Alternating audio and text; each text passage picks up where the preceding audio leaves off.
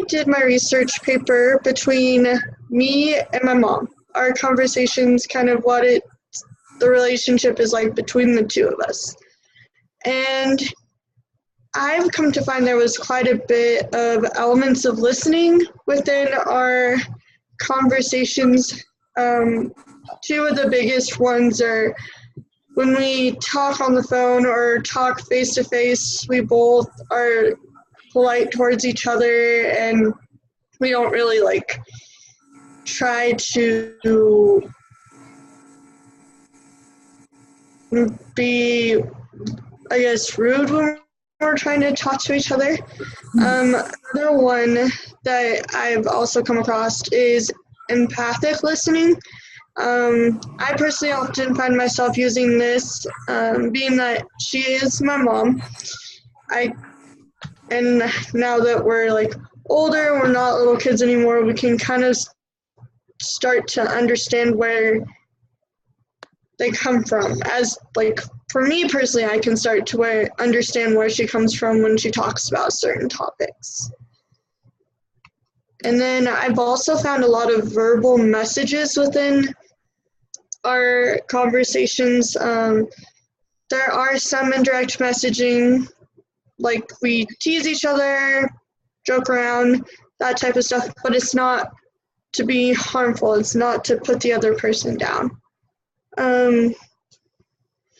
There's as well as confirmation, being polite, respectful, and understanding of the person you're talking to or your parents when they are talking to you is, I feel, super important. And then the last one that I found is exchange fact interference confusion. I'll either say, did you see the person who had some really tight jeans? Or she'll say, did you see the change of the lace chip bag? Something like that. And then here are just a couple kind of going back to the like joking around type of thing is we like to joke with each other. So like there's a message about how we went to Olive Garden and we had some leftover Italian food and she asked for me to save some, but I was joking with her and telling her she had to pay, and I told her I'd send her the menu, and then she was like, I'm waiting for the menu. And then when I was little, it'd be a thing of every Friday before school, we'd go get Daylight Donuts. And so one day she happened to end up going to Daylight Donuts and sent me a picture. And so I was like, oh, I'm so jealous. And then I just happened to do the same thing like a couple of days later. So those are just kind of a few images of kind of what our conversations are like. And that's pretty much it. Awesome, good job. Yeah, so you can virtually clap. I know that's weird, but okay. All right, we'll keep rolling along now that Brooke kind of took the brunt and went first. All right, who's second? Do I click stop share, right? Yep. Mm-hmm. Okay. I better unmute all of you so I can hear if you say that you would like to. Jasmine, are you going? Sure. Yep, I'll go. All right, let me unmute everyone. Is everyone unmuted? I think so. Okay. Yes. All right, Jasmine, I'm ready.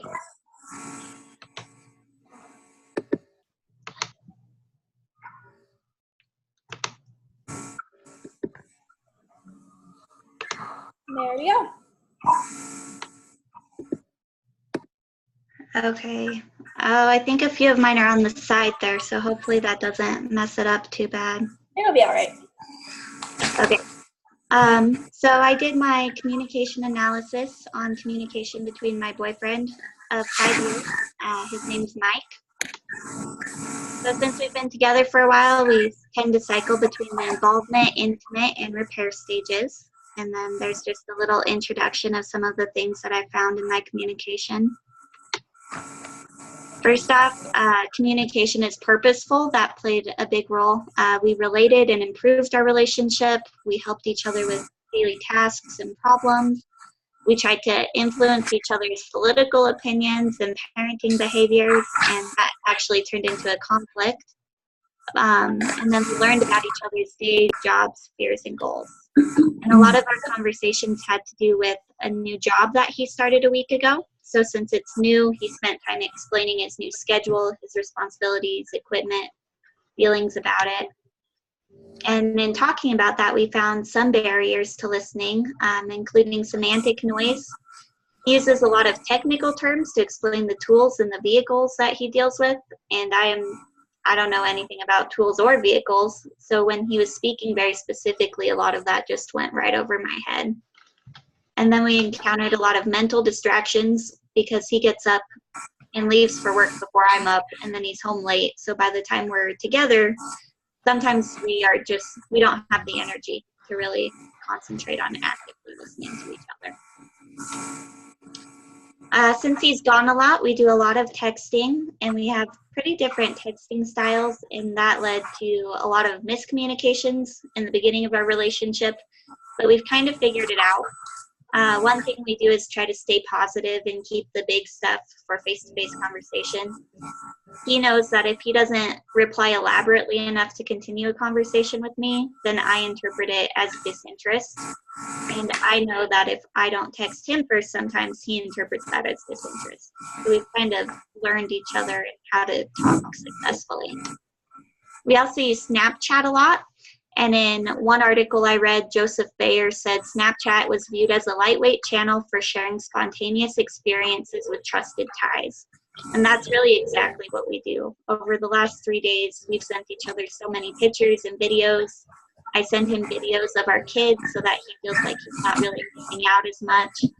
And since that's a private platform, it really fosters immediacy. I also disclosed to him over the last 3 days. I'm in a public speaking class, and so I have to submit a lot of videos online. And if I talk a lot, I get a lisp, and I have a pretty high-pitched voice that I'm insecure about. And so he just talked to me about it and helped me work on it and made me feel, he showed me that he thought I was confident and competent as a speaker. And that kind of demonstrated a looking glass self because that helped me see myself as confident and competent and helped me a lot through the class. And then finally, we did engage in some conflict. One article I read said that 2 of men's biggest faults in communication are that they tend to be overly blunt and direct and too confident in their own opinions. And that is a problem that we definitely have when we are trying to parent our kids. We get in fights all the time over how to discipline them because I tend to be more patient and talkative and he tends to anger a little quicker. And that turned into power issues and social issues. Power ways, who has the right to make that decision, and we fight over that a bit. And socially, I tend to attack what I see as anger and impatience, and he tends to attack kind of being a pushover towards the kids is how he sees it. And we didn't handle that very effectively because we decided to take a break and then never brought it back up. So we essentially avoided it, and I'm sure it'll come up again. And that's pretty much it. All right. I was a little worried that I was running out of time there. No, you were at 4:15, so you're good. And if you haven't noticed, I sound like Minnie Mouse and I teach public speaking, so you are just fine. Yeah. Okay, and we'll keep rolling.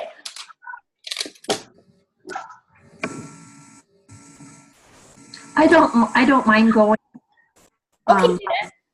I'm a little, I don't know if I'm even in the same direction as everybody else, but I'll just shoot for what I've come up with. Sure. Do you need to share your screen real quick? I'm going to do that right now. I thought I had it all up, but my kid kind of destroyed my stuff here. You're fine. I'm in the bedroom on a kid's table. I'm like hiding in the closet. Okay. Great space. For my interpersonal communication, I I picked my friend Stacy. She is not only my friend, but she is my daycare provider. And I did it based on chapter 7, so mine might be a little different. I hope I did it okay. Our initial contact was meeting each other for the first time. She was a big part of my life because she was taking care of my child all day, 4 or 5 days a week. And so in the very beginning of our relationship, it was, we didn't talk a lot. I showed up, picked my daughter up, got the bare essentials, and went on with my day. And then as time went on, we had built a friendship. We got more involved with each other, with each other's lives, with each other's families. And then we started sharing more interests with each other. We became Facebook friends. Our daughters became friends, and so on. And then we moved to the friendship of reciprocity, where we are loyal to each other. We do have a mutual affection towards each other. This text message picture is one where she takes care of my daughter every day, and she's very concerned with her. And she had a little vitamin in her hand when we dropped her off, and so that's what that is. She was just concerned and making sure that she had what she was supposed to have and not what other kids were going to take from her. And then we also share a lot of interests. Like I say, we are involved with each other's lives, and we share PTO together. We help each other out, and we do stand up for each other when one of us is not in one of our meetings or we're not involved in parents. We do stick up for each other, and we help each other out. And then the last one of mine is in regards to friendship rules. We do kind of share some friendship rules with each other. Mostly in regards to my child and to our PTO relationship that we have. We are both chairmen, and we do the same amount of work. One does not do more than the other, even though we both work full time, and our schedules are completely separate from each other. If she does one thing, I try and do the same to reciprocate and make sure that not one is doing more than the other. And the last slide I have just goes on with the friendship rules, and that's my daughter, and that's how we communicate mostly is via text messaging. We don't talk a lot on the phone, but her and we text message quite often, and everything that we discuss is how my daughter's doing during the day and if there's any issues. I don't know how much time I have left, but I'm done. Okay. Good job. Thank you. Okay. I don't know how to unshare. There you go. Yep, just unshare screen. Well, now we can see your desktop. Oh. Yeah. Unshare? Yep. There we go. Sorry. Oh, no, you're fine. Thank you. Okay, so who do we have left? Maria, Josie, April, and James, right? Okay. Maria, I don't know that I can hear you.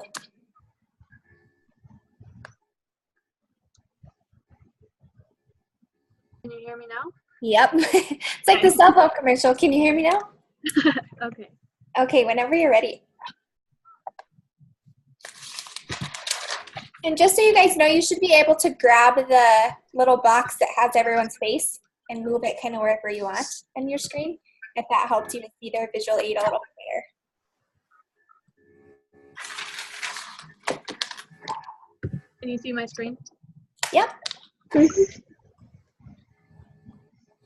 All right, so to give you a little background, I also did mine on my relationship with my mom, but I think it's a little bit important to understand my relationship with my whole family at the same time because they kind of go hand in hand. And a lot of my communication goes through all of my family and my mom at the same time. We have a group family text, so And so I go to school at EWC in the Torrington campus, and I still live at home, but I spend a lot of my time during the day in town, and so I'm not at home a lot. So I still communicate with my family a lot through text message and phone call. And I just put a little picture on here. That's my dad and my mom and my sister and me. So for our family dynamic, we're all very close and open with each other, and we like to know what's going on in each other's lives. And my source that I went along with this is from the Journal of International Communication, and it talks about communication patterns and orientation that conform together, which is similar in the textbook about the consensual family dynamic, which I feel my family has an open communication method where we like to know what's going on with each other. So I broke it down by days just from this last weekend, and this weekend was unique as we weren't at home. My mom and my sister traveled to Albuquerque to the Hot Air Balloon Festival, and I was in Laramie visiting my boyfriend, so our communication was a little bit different. But as you can see here, Saturday morning, I received a phone call from my mom, and she gave me directions about chores I needed to do. And we went through the listening stages that started with receiving, that I needed to water the plants, change the litter box, feed and water the dogs, and do the dishes.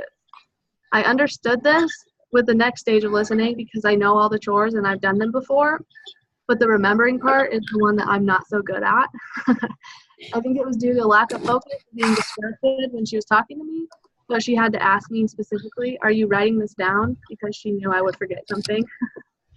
And then, as you can see on the screenshot on the right side of the screen, we just sent a few text messages throughout the day. She asked me if I made it to Laramie and how it was, and we just caught up a little bit.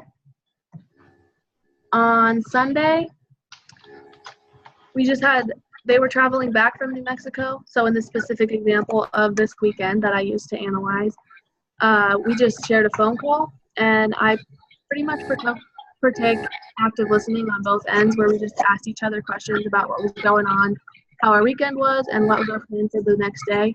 It was pretty brief, and which is kind of unusual for us, but we both had stuff going on, so that's just how it ended up. And then on Monday, my mom works at a clothing store in Torrington, and so every Monday we have a lunch date together. And during our lunch date, we had a lot to catch up on since we'd both been gone. And so we took part in dialogue, which would be speaking and listening and having a genuine interest in what each other had to say. And I also categorized this as active listening, but when I was doing some of my research, I found with the International Journal of Marketing and Business Communication that active and empathic listening is a cognitive process that involves more steps, such as sensing, processing, and responding. So I thought that was kind of interesting that the book had those two things separate. But when I found this and read a little more into it, I thought that it could go both ways, because we were engaging in empathic listening because we were having a deep conversation, but we were also asking questions and being involved and doing active listening at the same time. So I thought that went along pretty well. I also went into a little bit of other communication with my family as I was kind of looking at them as a whole as well. And I thought this was interesting about family rules. It's kind of like a sibling saying, "You can't pick on my sister, I'm the only one who can pick on my sister." And my example of this was my mom and my sister had been on their trip together. So when they got back, I listened to my mom complain about me to my sister's bad habits, and my sister complain about me to my mom's bad habits. And as a family rule, this is okay for us to do with each other, but not okay if someone that wasn't in our family to say. I also categorized my mom as a mentor. I got most of my terms out of the book, and I thought this one was very fitting, as I talk to my mom about anything, and she's the one who I look to for advice. She serves as a mentor because she's more experienced at life than I am and just can give me general knowledge about anything. It's not specific as of like a math mentor that knows more about math than me. It's like in general, she just has a better grasp on all aspects of life, which is why I consider her one of my mentors. And a source that I found pretty interesting that went along with this was from the contributors of the Indian Journal of Health and Well-Being. And it says that family is the first institution in human society, and it's the only relationship that provides security and support without any rewards in return. And I thought this went right along with, I believe it's called the friendship receptivity, where you have a relationship and one person is giving more than the other, and the other one is receiving more than they're giving, but it works for the relationship. And I think that's very applicable to a mother-daughter relationship, because parents always give more to their kids than kids give back. And yeah, there's just a few pictures of my family so you can get the idea, but there's my 3 days. Awesome. Good job.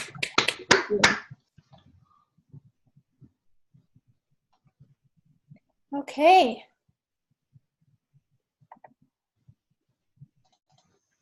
Who is feeling it next?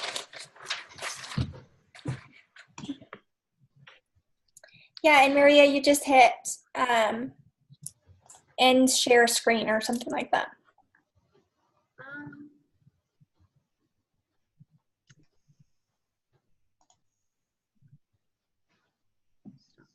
There we go. Oh, perfect. Sorry. You're fine. Okay, James, April, or Josie, right?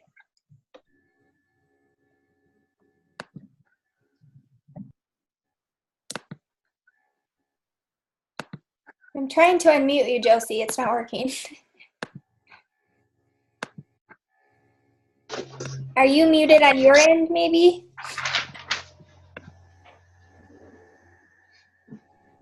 All right.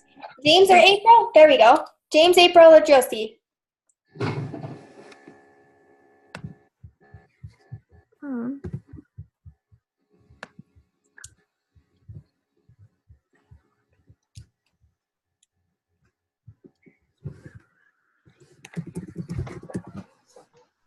Anyone?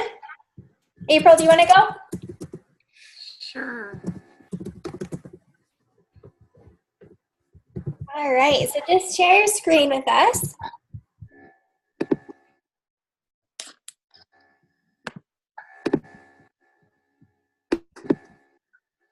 Cool. All right, I'm ready when you are.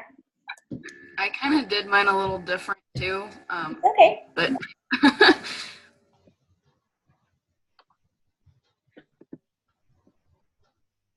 so like the definition I did, because it's the communication between two people who have a relationship and are influenced.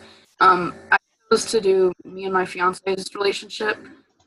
He's out of town a lot, so we use like text message and Snapchat, especially because we have a 3-month-old daughter.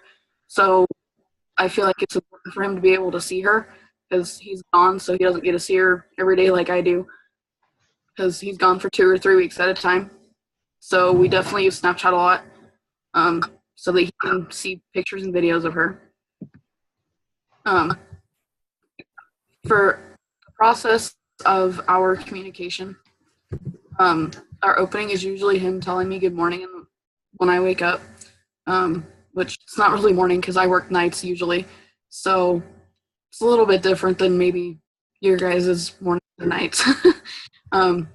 Finding the focus of our relationship or the conversation normally is just, oh, how was work today? That sort of thing. The business is usually just our normal conversation, just however we feel like going about it. Reflecting is normally, oh, well, your daughter did this today. You know, I thought it was kind of funny. And then we just keep talking about it maybe later on just to tie up loose ends and maybe relieve some more of the stress that happened in our day. And then our closing would be like, good night, whatever, especially since he's out of town, mostly text message, phone calls, that sort of thing. Church, I decided to find some myths about interpersonal communication, and I think that they relate to our relationship all as well. The myths of interpersonal communication, as stated by Han Lee,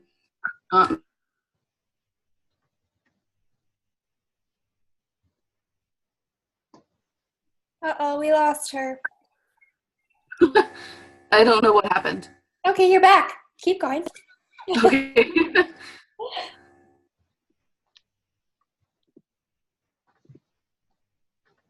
Okay, so the myths of interpersonal communication I found in research, and they're focused on just the facts. Facts are very hard to communicate. I figured a good subject right now that goes with that is the shooting in Las Vegas, because the mainstream media is only showing you like what they want to show, and not everything is always fact, just because they want viewers. If the other one I found was, if I am right, I can say so. I work in a restaurant, so this one pertained to me, especially because the customer is always right, which if you work in retail or anything like that, you know that that's not always the case. Even in like personal relationships, these two, they can cause conflict. And with communication, conflict is a very big thing because it can be hard to resolve sometimes depending on what the issue is. And it doesn't matter like if it's a friend or, you know, like my fiance or anything, you don't want to sugarcoat anything. Even though people may think so, it causes confusion. And if you just be more direct, then things aren't as confusing and they're more clear.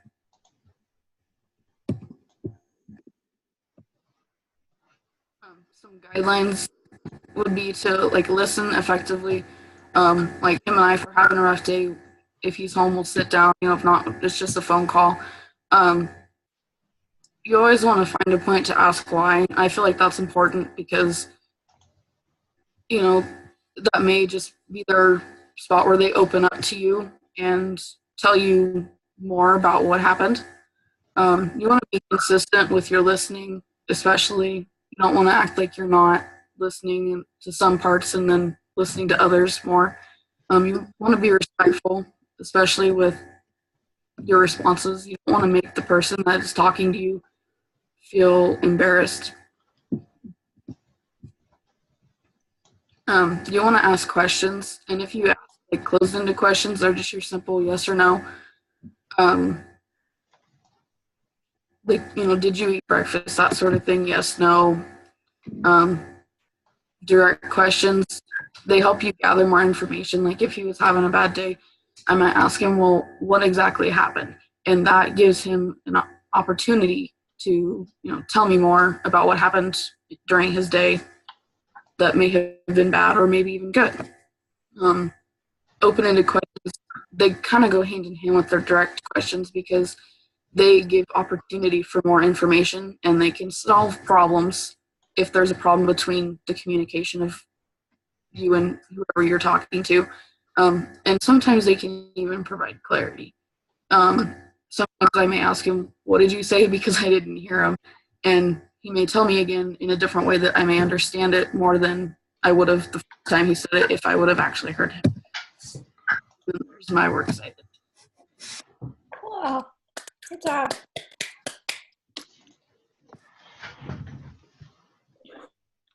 All right. Okay, so James or Josie?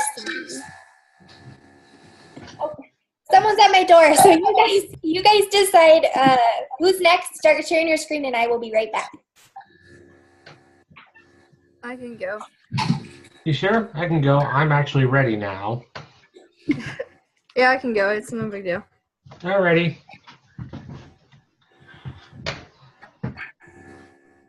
Okay.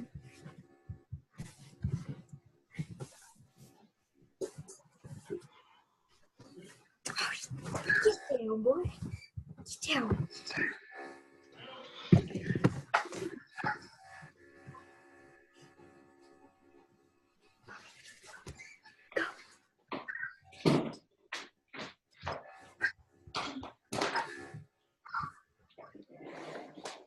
Sorry, guys.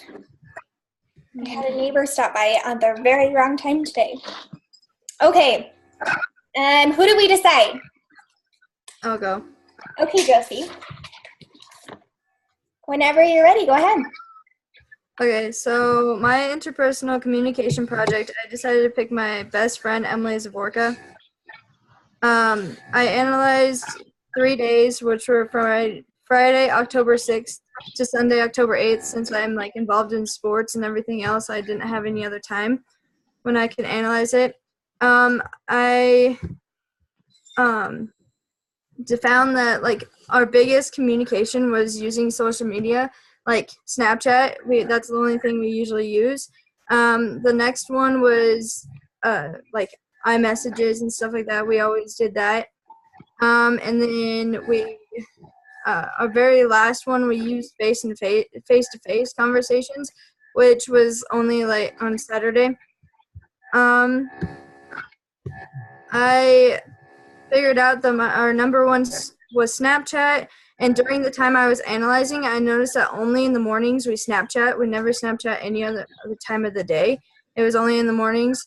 And we always sent each other like a blank picture with like a bye emoji or whatever how you say it, and consisting of how our morning was go.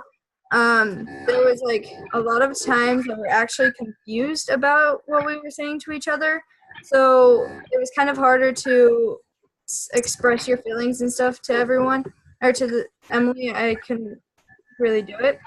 I also noticed that during the day when neither of us have Wi-Fi, we start messaging each other using iMessages. And like I said, it was only during the day. We talked about what we were doing and what we were planning on doing for that day. We weren't really talking about anything else. We also talked about how the times we could meet with each other and when we couldn't. And we did talk.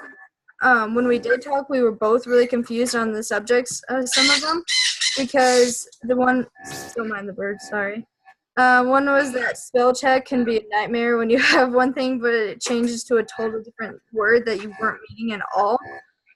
Second, we can't express our feelings through the messages. You can capitalize the words and stuff, but you can't get what you're actually feeling. I noticed that we never talked about personal things also through our messages. The next one was face to face. We were only able to see each other at like lunch and before 8 p.m. The reasoning was because we were both really busy and we both have animals to feed. When we were able to talk, we had less confusion between each other, like because we got to talk about more personal conversations. We got to talk about a lot of different things that we can't talk about over the phone or texting or Snapchatting or some stuff like that. My conclusion from this, I learned that Snapchat and social media is my number one communication with Emily. I learned that social media isn't the best way to get your point across, no matter what you're trying to do. I found that face-to-face is the best way to go when there's time you can meet, because you're able to you're able to talk about whatever you want to, and it's not like a weird conversation or anything. And it's very easy to talk face to face and like texting and stuff. I found that messaging was the second best communication because you're able to talk to your friends and family, but the reason why it isn't the best is because you're not able to express your feelings. And through face to face, you can express your feelings and how you are like personal conversations with your friend or with my friend.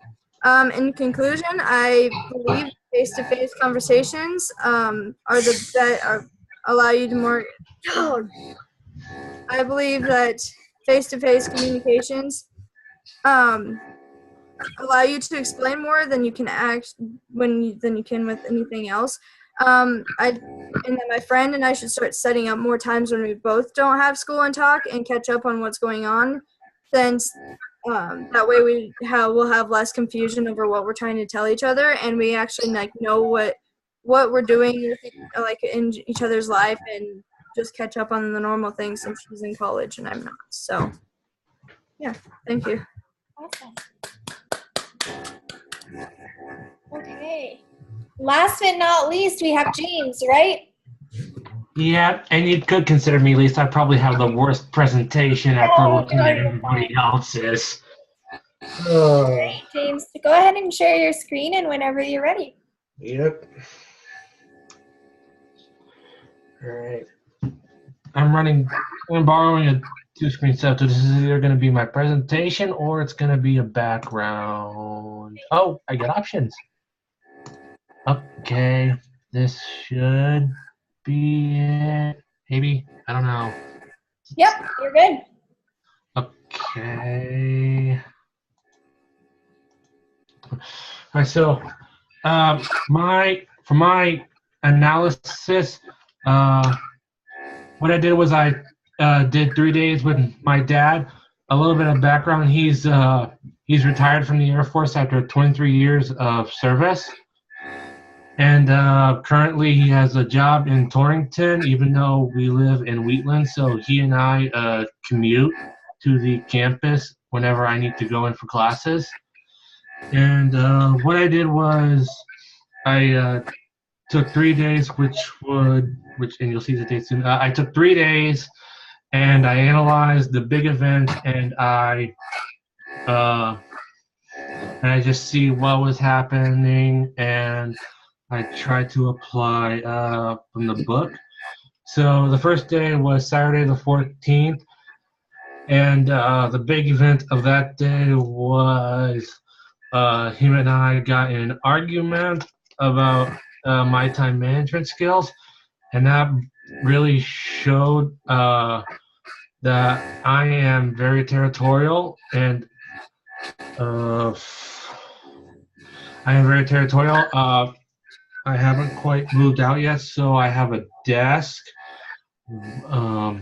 in like the main hall of our house. And I wish that was my primary territory, but it's not. It's more of my secondary territory. So I am constantly looking over my shoulder at it to see if I'm constantly looking over my shoulder to see if somebody's behind me, because that's just how I feel. And I'm very strong about my territory. And something else I found out while doing my research. I have a works cited at the last page of my slide. One of the ways we kind of territorize is we personalize our territory, and I am very personalized in that space, and so it's like I'm very sensitive about it. And and looking back, I also realized him and I have different conflict styles. He's very direct and head on, simply because of his time in the military, whereas I'm a bit more avoidant, and that often leads me to want to back away as fast as possible. I also found it interesting how I'm a bit more of the norm of how guys want to disengage and back away because we get excited or aroused during a fight, which is very opposite of how my dad. Then I also found that one way we're similar is that we both like to use hand gestures, me especially, because oftentimes, and I've learned this from experience, that I feel like I dig myself in too deep and kind of get in trouble, so I just often use hand gestures to try to help with my conflict style of getting away as soon as possible, just so I don't get into trouble. So that was day 1, the 14th. Day 2, which was Sunday the 15th, I took him out for lunch at our Subway, and I suddenly found myself really uncomfortable because this was trying to get information for this presentation, and I just kind of, and my default is whenever I'm in trouble, I found myself going into silence. So what my dad had to do was kind of drag me into conversation. Silence, it has its pros and cons. I definitely fell into the con category though, and it was just kind of hard and I guess unfun to have to try to push myself out and engage, even though I love my dad very much. I mean, silence does definitely have its its uses, but it wasn't in that lunch. And then finally, the third day was Monday, the 16th. I had classes, so he and I carpooled in. And over the course of the day, I engaged in small talk over email. We do email or face to face simply because I don't have my own cell phone, and I don't really, so we don't text or Snapchat or whatever. And I found actually even though I don't do it as much, I'm a lot more comfortable in my email than face to face, simply because it's that feeling of, it's that distance feeling.